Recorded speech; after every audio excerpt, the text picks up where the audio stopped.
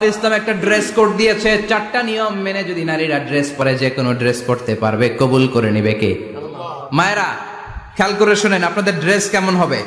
Number 1, আপনার পুরো দেহটা ঢাকা থাকতে হবে। যে ড্রেস পরবেন, you should cover your whole body. শুধু হাতের এই 2 কবজি আর চেহারা খোলা রাখতে পারবেন, তবে চেহারা ঢেকে রাখা উত্তম। একজন মহিলা বোরকা পড়ছে কিন্তু চেহারা খোলা, তার হেজাব হয় নাই, পর্দা হয় নাই, এটা বলা যাবে? কিন্তু উত্তম হচ্ছে চেহারা ঢেকে রাখা, কারণ চেহারা সৌন্দর্যের রাজধানী। Face is the capital of beauty, ঠিক কিনা? চেহারা দেখলাম তো সব বোঝা গেল, ঠিক কিনা? কেমন মাধুর্যতা আছে, দেখতে কেমন সুন্দরী কিনা সব বোঝা যায়। এজন্য চেহারাটাও ঢেকে রাখবেন, চোখটা খোলা রাখবেন। বিশ্বনবীর স্ত্রী উম্মে সালামা বলে, দেখার জন্য আমার 2 চোখের দরকার নাই, লাগবে 1 চোখ। উনি আরেক চোখের মধ্যে আরেক কাপড় দিয়ে রাখতেন, এমনি তাকাইতেন। সাহাবারা বলতেন, উনারে দেখলে আমরা দিতাম দৌড়, ভয় লাগতো। চোখ একটা দেখা যায় আর একটা খোলা, ওনারা দেখে আমরা এদিক সেদিক পালিয়ে যেতাম।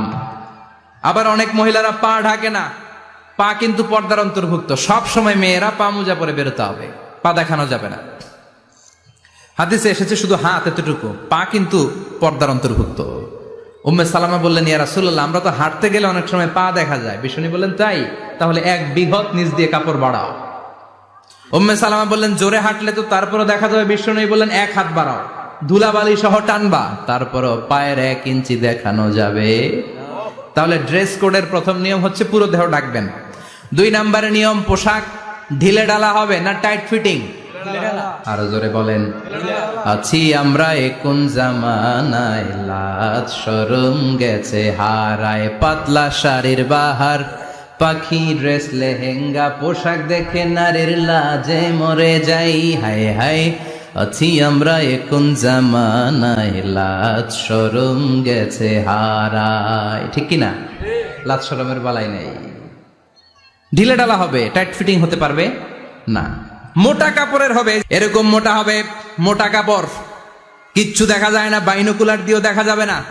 আবার ঢিলে ঢালা আছে না নাই? আমরা পুরুষরা যে এটা পরি, এটা দিয়ে 3 মহিলার কাপড় হয়, ঠিক কিনা? কাপড় পরতে চায় না তারা, ওদের পোশাক আমরা নিয়ে নিছি। তার মানে ঢিলে ঢালা হবে, মোটা কাপড়ের হবে, টাইট ফিটিং হতে পারবে। আবার পুরুষদের পোশাক হতে পারবে। এই 4টা নিয়ম মেনে যে যেই ধরনের পোশাক পরেন, চাদর পরেন সমস্যা নাই, শাড়ি পরেন সমস্যা নাই, ব্লাউজ পরলে ফুল হাতা পরবেন সমস্যা নাই, মেক্সি পরলেও সমস্যা নাই, বোরকা পরলেও সমস্যা নাই, কিন্তু পোশাকটা শালীন পোশাক হতে হবে। কি পোশাক? সবাই বলেন, শালীন পোশাক। পুরুষদের পোশাক পরা যাবে না, কারণ বিশ্বনবী লানত করেছেন ওই নারীদেরকে, যেই নারীরা পুরুষদের মতো সাজতে চায়। এরকম আছে না নাই? দেখলে বোঝা যায় না কোনটা ছেলে কোনটা মেয়ে, আছে না নাই? এক লোক, একটা গল্প শোনাই আপনাদের। এক লোক এক বাগানে গিয়েছে, যে দেখে বাগানে কিছু ছেলে মেয়ে খেলাধুলা করে, কিন্তু ছেলে মেয়েদের পোশাক দেখে বোঝার উপায় নাই কোনটা ছেলে কোনটা মেয়ে। শুনতেছেন? পোশাকের এমন দশা, কোনটা ছেলে কোনটা মেয়ে বোঝাই যায় না। আফসুস করে বলল, হায় রে, কেমন এদের মা বাবা, কেমন এদের আক্কেল, কি পোশাক তাদের পরিয়েছে, কোনটা ছেলে কোনটা মেয়ে বোঝাই যায় না। পাশে এক ভদ্রলোক বসা ছিল, রেগে মেগে আগুন, এই মিয়া সাবধানে কথা বলেন, জানেন এগুলো আমার সন্তান, আমার সন্তান এগুলো। লোক তো ভয় পেয়ে গেছে, তাই নাকি? ও তাহলে আপনি এদের বাবা? এবার লোকটা রেগে মেগে বলে, আমি আপনার কি চোখ নেই, আমি বাবা হইতে যাবো কেন, আমি তো এদের মা।